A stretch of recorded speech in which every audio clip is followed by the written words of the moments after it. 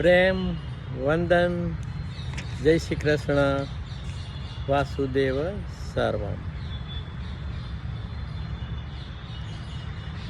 વાત ખરેખર હુંની અંદર જવાની અને વર્તમાનની હાજર ક્ષણમાં દ્વિમુખી અવધાનથી આત્મસ્મરણની અવસ્થામાં સ્થગિત થવાનો સતત પ્રયત્ન કરવાનો. એક રચના રજૂ કરું છું મિત્રો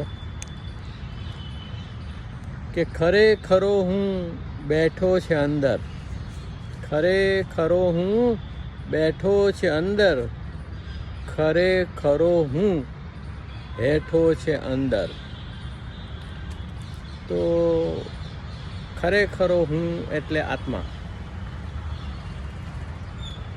ખરેખરો હું એટલે આત્મા જે અજનિત્ય શાશ્વત થઈ અને આપણી અંદર સદા સદાને માટે વિરાજમાન છે. ખરેખરો હું હેઠો છે અંદર. અંદર એટલે ભગવાન કૃષ્ણએ ગીતામાં વારંવાર કહ્યું છે કે હું બધા ભૂતોના હૃદયમાં રહું છું. ખરેખરો હું બેઠો છે અંદર, ખરેખરો હું હેઠો છે અંદર. કે ઇન્દ્રિયો થકી કદી ના મળે. ખરેખર હુંનો પ્રાપ્ત કરવો એટલે આપણે આપણી મૂળ ચૈતન્ય અવસ્થામાં સ્થગિત થવું, સ્થિત થવું, આપણે સભાન થવું, સચેત થવું, સજગ થવું, જેથી આપણે સત્ય, પ્રેમ અને આનંદની અખંડ અનુભૂતિ કરી શકીએ. તો ઇન્દ્રિયો થકી કદી ન મળે. અતિન્દ્રિય એ માહી છે અંદર.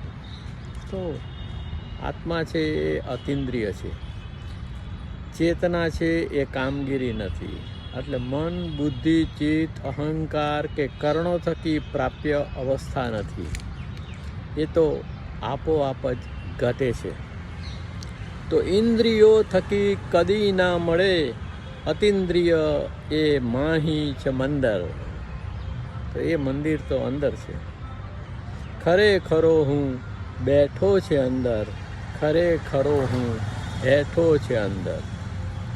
કે ફાની જગમાં ભમે છે ઇન્દ્રિયો. તો આપણી જે 5 ઇન્દ્રિયો છે એના થકી આ જગત જે ફાની છે, આપણે જાણીએ છીએ કે આપણે 50, 75, 100 કે 125 વર્ષ પછી જેને છોડી દેવાનું છે એટલે જગતને આપણે ફાની કહીએ છીએ. તો ફાની જગમાં ભમે છે ઇન્દ્રિયો. તો જે 5 ઇન્દ્રિયો છે એ પણ આપણી છે નહીં.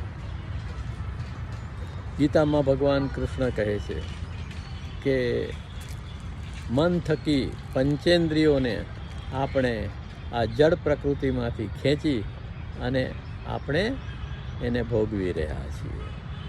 તો ફાની જગમાં ભમે છે ઇન્દ્રિયો, અસમર્થ એ જોવાને અંદર. તો એનાથી આપણે અંદર જોઈ શકતા નથી, આપણી ચેતનામાં સ્થિત કે સ્થગિત થઈ શકતા નથી. ખરેખરો હું બેઠો છે અંદર, ખરેખરો હું હેઠો છે અંદર. કે વિજ્ઞાન બાંધે તને ઇન્દ્રિયોથી. તો જ્ઞાન, વિજ્ઞાન, પ્રજ્ઞાન ને શબ્દોથી સમજાવવું થોડું અઘરું છે અત્યારે, એટલે વિશેષ વાત ન કરતા વિજ્ઞાન બાંધે તને ઇન્દ્રિયોથી. વિજ્ઞાનથી ઈશ્વરની પ્રાપ્તિ થઈ શકતી નથી. વિજ્ઞાન બાંધે તને ઇન્દ્રિયોથી, અતિન્દ્રિય જ્ઞાન તારી અંદર. આ તો અતિન્દ્રિય જ્ઞાન છે, ઇન્દ્રિયોની પરનું જ્ઞાન છે. વિજ્ઞાન થકી પણ એ પ્રાપ્ય નથી. ખરેખરો હું બેઠો છે અંદર, ખરેખરો હું હેઠો છે અંદર. કે પરા પ્રકૃતિ રાખે સિકંદર. પરા અને અપરા જે પ્રકૃતિ છે, તો જે જડ પ્રકૃતિ છે આપણને રાજા મહારાજા હોઈએ એવી રીતના જીવાડે છે કે પરા પ્રકૃતિ રાખે સિકંદર, અદ્રશ્ય અપરા તારું અંતર. તો ખરેખર હું છે એ તો જે ચેતનવંત પ્રકૃતિ આપણી છે એ છે, જેમાં આપણે દ્વિમુખી અવધાન અને આત્મસ્મરણથી સ્થિત થઈ શકીએ. કે પરા પ્રકૃતિ રાખે સિકંદર, અદ્રશ્ય અપરા તારું અંતર, ખરેખરો હું બેઠો છે અંદર, ખરેખરો હું બેઠો છે અંદર. કે ભીતરનું જ્ઞાન છે અધ્યાત્મ, બહારનું જ્ઞાન વિજ્ઞાન છે. ભીતરનું જ્ઞાન છે અધ્યાત્મ, તું અજ્ઞાને રમે સિકંદર. પણ આપણે મન બુદ્ધિ ચિત્ત અહંકાર અને હુંને જાણી નથી શકતા, એટલે અજ્ઞાનથી બહારના જગત સાથે આપણી રાસલીલા ચાલુ રાખીએ છીએ અને એમાં ને એમાં આપણા જીવનની રમતને પૂરી કરી દઈએ છીએ. કે ભીતરનું જ્ઞાન છે અધ્યાત્મ, તું અજ્ઞાને રમે સિકંદર, ખરેખરો હું બેઠો છે અંદર, ખરેખરો હું બેઠો છે અંદર. અધ્યાત્મ અંદરનું જ્ઞાન છે, અધ્યાત્મ અંદરનું જ્ઞાન છે. એ પરમાનંદ બેઠો છે અંદર, એ પરમાનંદ બેઠો છે અંદર, ખરેખરો હું બેઠો છે અંદર, ખરેખરો હું બેઠો છે અંદર. પ્રેમ વંદન, જય શ્રી કૃષ્ણ, વાસુદેવ સર્વમ.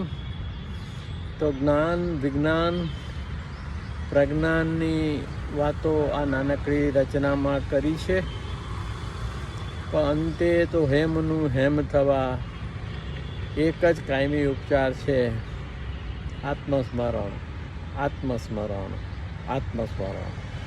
પ્રેમ વંદન, જય શ્રી કૃષ્ણ, વાસુદેવ સર્વમ.